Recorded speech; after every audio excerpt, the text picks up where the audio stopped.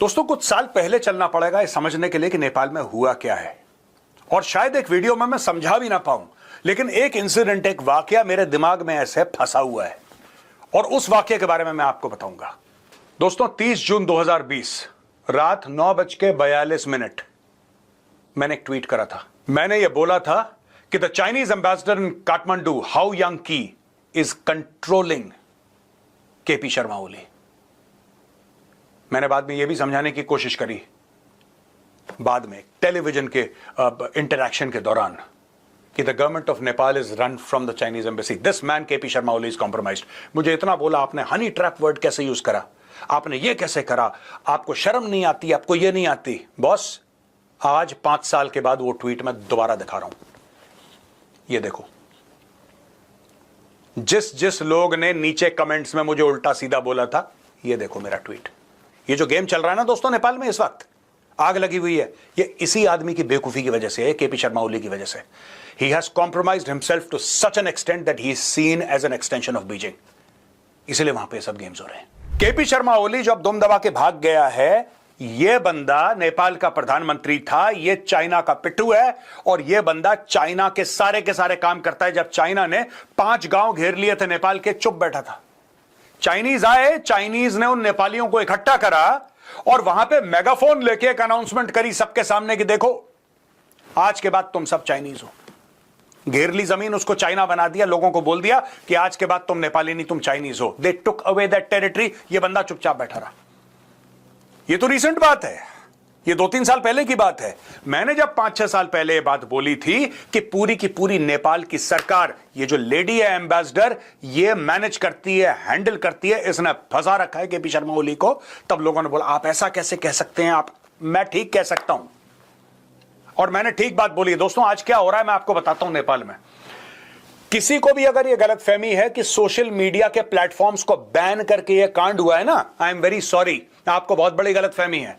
इसका social media handle से कोई भी लेना देना नहीं है। अब मैं आपको प्रूव करूंगा क्यों। 19 लोग मारे गए। अब पता नहीं झड़पें हो रही हैं, कल की खबर में कितनी और मौतों के बारे में। भगवान करे ऐसा ना हो, भगवान करे सब लोग नेपाल में सुरक्षित, हमारे भाई बहन है वो। लेकिन the fact of the matter is, ये जो पूरा का पूरा सोशल मीडिया प्लेटफॉर्म्स बैन करने का मामला है, ये सरकार ने थोड़ा ना करा था। ये तो नेपाल की अदालत ने बोला था कि बैन करो, क्योंकि नेपाल की सरकार ने समय दिया था सबको कि तुम रजिस्टर करो, हमारे साथ, गवर्नमेंट के साथ तुम रजिस्ट्री करो। जिन लोगों ने नहीं करा, कोर्ट के बोलने के बाद नेपाल की सरकार ने वही करा जो नेपाल की कोर्ट ने बोला।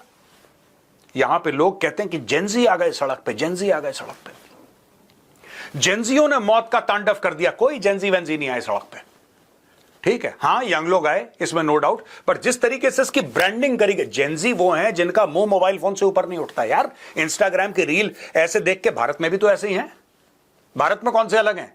यही जेंजी नेपाल में, यही जेंजी भारत में। मैं जिम में जाता हूं, वहां पे एक हाथ से डंबल मार रहा है, एक हाथ से इंस्टाग्राम देख रहा है। ये तो इनके हाल है। आपको लगता है ये जेंजी हैं जो कत्लो गारत करेंगे सड़क पे, जो मारपीट करेंगे सड़क पे? बिल्कुल नहीं। दोस्तों, एक रेजिम चेंज ऑपरेशन हुआ है आपकी आंखों के सामने, और यही तुर्की में होते होते बच गया।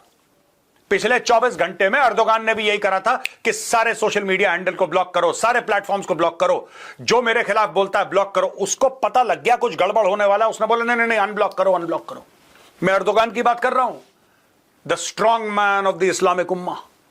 डर के मारे गला सूखा, सब अनब्लॉक। नेपाल में क्या हुआ? कुछ समय पहले राजशाही के लिए नेपाल में प्रोटेस्ट चल रहे थे, आपको पता ही है।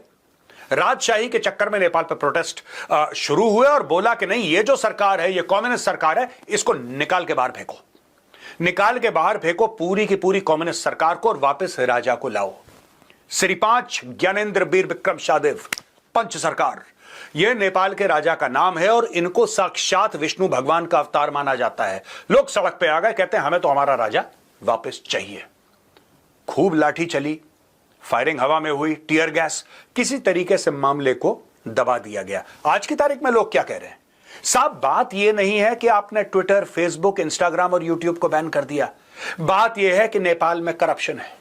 बात यह है कि अमीर जो लोग हैं, उनके बच्चे अपनी फोटोग्राफ डालते हैं कि देखो, हम तो इटली गए छुट्टियों में, हम तो फलानी जगह गए, हम तो ढिमका जगह गए, और यहां पे गरीब आदमी मर रहा है, इसलिए यह protest. I am sorry, corruption Bharat में नहीं है, करप्शन अमेरिका में नहीं है, चाइना में नहीं है। दोस्तों बात यह है कि नेपाल में ये जो कम्युनिस्ट पार्टी के जो पपलू हैं वहां पे, इंक्लूडिंग केपी शर्मा ओली, इन्होंने अपना जमीर चीन के हाथ बेच दिया और यहां पे उल्टे सीधे बयान देना शुरू कर दिए कि